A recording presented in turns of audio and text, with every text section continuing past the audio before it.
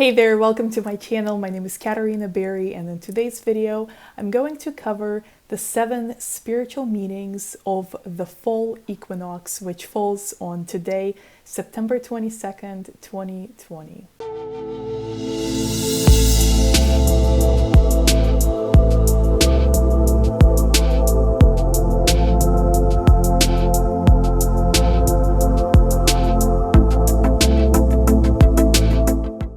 Number 7 is preparing to let go. Fall equinox signifies a time that is approaching very close and bringing about the season of winter.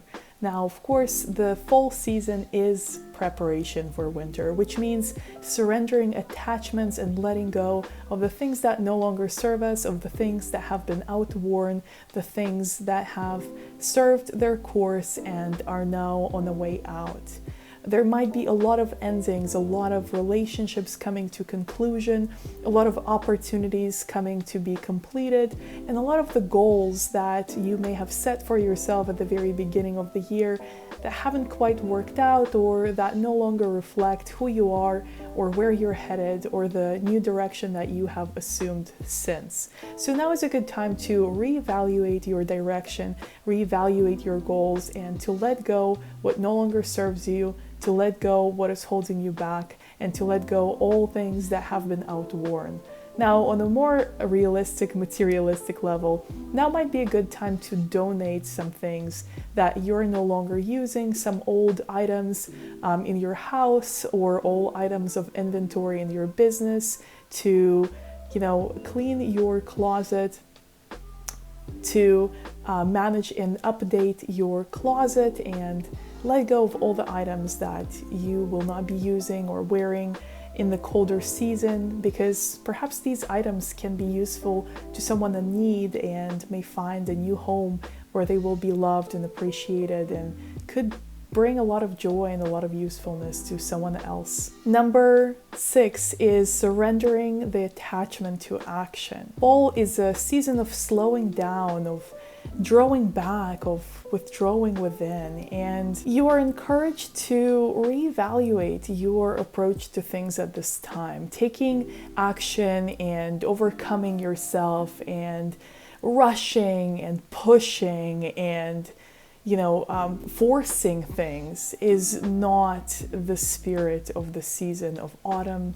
So in the autumn equinox, it's important to consider how you can thrive in this new season by, instead of action, perhaps taking a more reflective approach and allowing things to come to you and allowing a new perspective to take place, allowing your perspective to shift, allowing some time for evaluation of where you are in life, your goals, your ambitions, your aspirations. This is not the time to force things. This is not the time to push things. This is not the time to push yourself and beat yourself up and, force yourself to take action when you need to rest. This is a time for a more gentle, more allowing approach to life and business, where you find plenty of time for self-care, time to rest, and time to truly put meaning behind every action you take and every word you say. Is that action or the words that you say, do they reflect you? Are they still reflecting who you have become? Are they reflecting where you're headed? And if not, maybe it's time to do some soul searching. Number 5 is to allow more flow. At this stage, at this point, it is important to observe the seasons change and to appreciate how far you've come.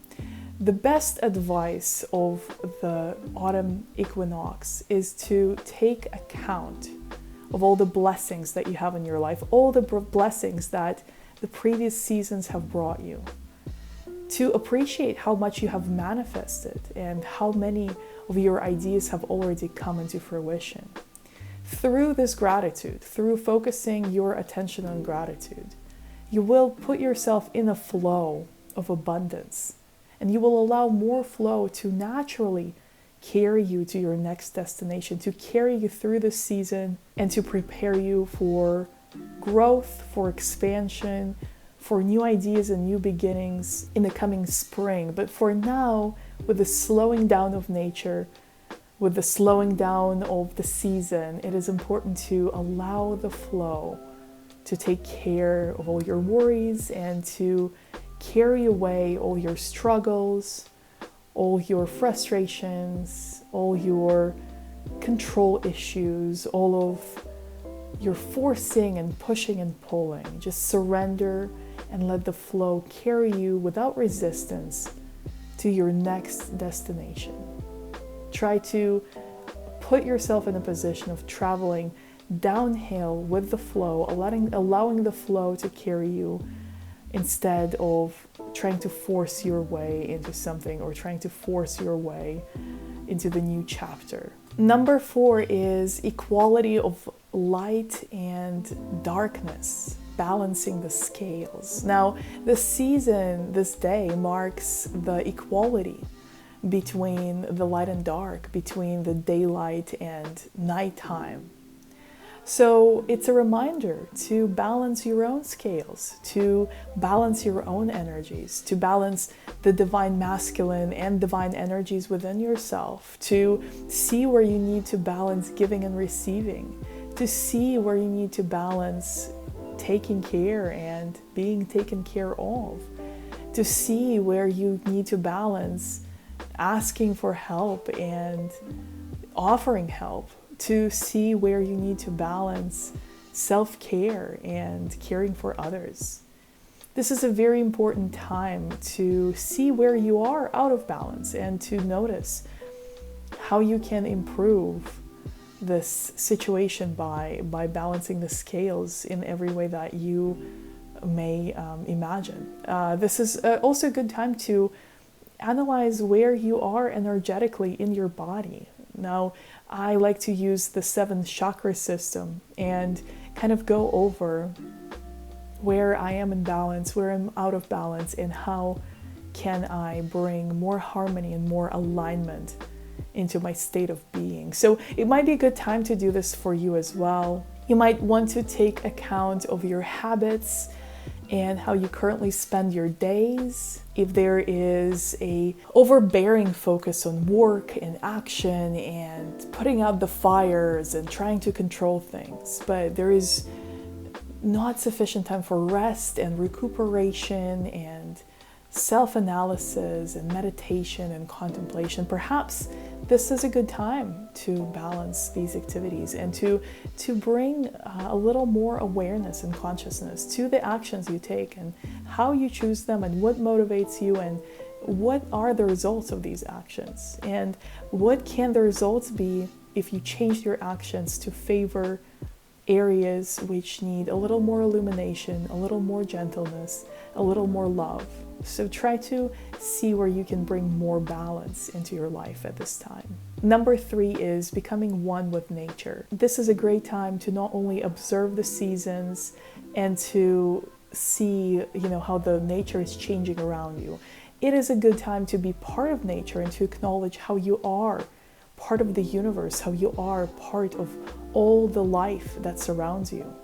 It might be a good time to do some grounding work by going for a long walk or sitting outside or perhaps even traveling to a location where you can experience nature on a more personal, in a more direct level.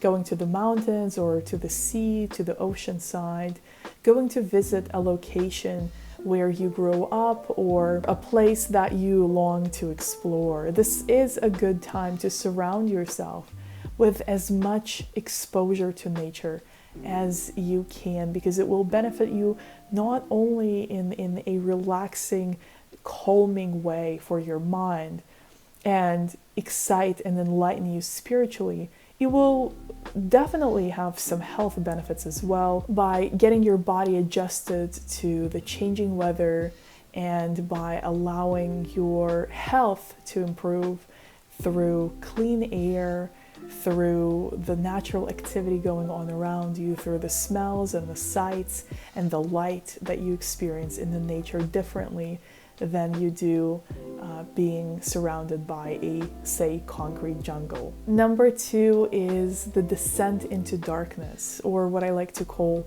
the Persephone's descent. So Persephone is a Greek goddess that is a goddess of spring, but she's also the goddess of the underworld. And half a year she spends above the ground, and half a year she spends in the underworld. So this is a good metaphor for going deeper into your subconscious mind. The descent into darkness means going within, becoming more intuitive, becoming more contemplative, becoming more introverted, becoming more conscious of your dreams, of your ideas, of your deja vus, of your inspiration, of your intuitive urges, and the things that keep you awake at night sometimes.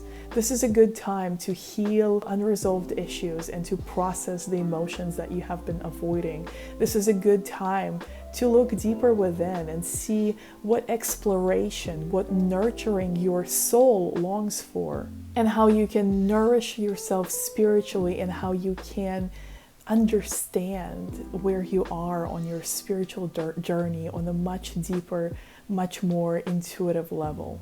The descent into darkness might be perceived as something negative, something strange, something dangerous in our current culture, but indeed it is a more feminine energy. It is descending into your more unconscious, more unrealized parts, and nonetheless they are parts of who you truly are. So paying more attention to your dreams or your ideas or your emotions might seem like something that doesn't quite fall in line with more active, more aggressive, more logical activities. But it is very important to analyze the signs and the symbols that the subconscious mind is trying to get you to pay attention to. They ultimately hold the keys to your freedom to create the life that you desire for yourself, and to become free from the attachments of trauma or unresolved emotional frustrations of the past. This is a good time to become more aware of your subconscious activity and to engage with it, to research it, to investigate it, to allow it to come through in a safe way while holding space for it and perhaps even journaling about it. It will liberate you in more ways than you might even imagine, and it will be truly beneficial to your life on all levels. Finally, number 1, the fall equinox marks the beginning of longer nights, which will affect your life in more ways than just not maybe seeing as much sunlight throughout the day. Now, of course, sun is very important to our health and well-being, so depending on the climate that surrounds you, this change will also affect your moods and your health and the way that you feel, the energy levels that you have throughout the day. So because the nights are getting longer, at least here in the United States of America, this is the time to prepare to have less energy and to be more selective as to what activities you choose for yourself, what activities you engage in, and how you spend that energy.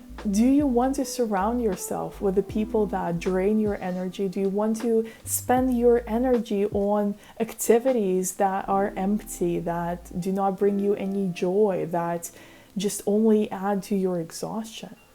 This is a good time to really evaluate how you spend your day and who you spend your time with, because with lower energy levels and perhaps a little more, different aches and pains that the colder weather brings, you might want to protect your time a little more vigorously, and you might want to spend more time with the people that make you feel uplifted, that share joy with you, that make you feel excited about life, that give you hope, that encourage you to grow and to go after your dreams. Longer nights also mean more time at home. So this is a good time to make your place a cozy environment where you enjoy spending time, where you enjoy coming back to, where you enjoy being with your loved ones. Longer nighttime also means more rest, and with a lot of Western culture being all about go, go, go, and over exhaustion and doing things constantly and productivity and packing in the work hours. Maybe it's time to spend a little more time resting and do so guilt-free. Carve out more time to rest, carve out more time to recharge. This is what the season is about, and so you are invited to partake in nature's prescription to focus more time on self-care and to allow yourself to rest more. I hope you guys have enjoyed this video. If you like this type of content, please subscribe to my channel. I post a lot of different readings and content about psychic abilities, how to develop your intuitive gifts, and how to navigate the world while being an empath. If you have any questions, please drop a comment. I would love to talk to you, and I always reply to all the comments that I receive. I hope to see you in my next video, and until then, take care. Bye.